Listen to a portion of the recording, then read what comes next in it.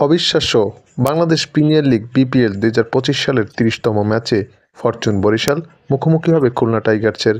এই ম্যাচের ফলাফল খেলা শেষেই জানা যাবে, কিন্তু খেলা শুরু হওয়ার দুদিন আগেই ফলাফল ফাঁস করল জ্যোতিষী টিয়া। বিস্তারিত জানতে সম্পূর্ণ ভিডিওটি দেখুন।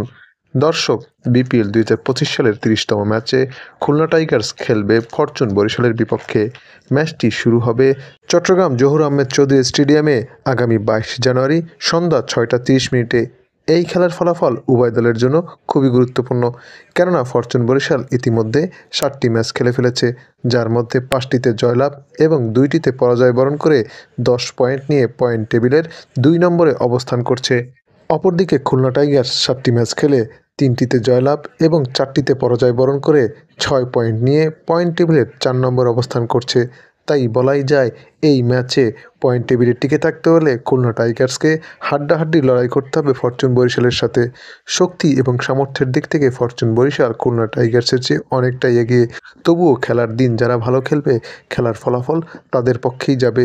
এই ম্যাচের ফলাফল নিয়ে ভক্ত সমর্থকদের মাঝে বিরাজ করছে চরম উত্তেজনা।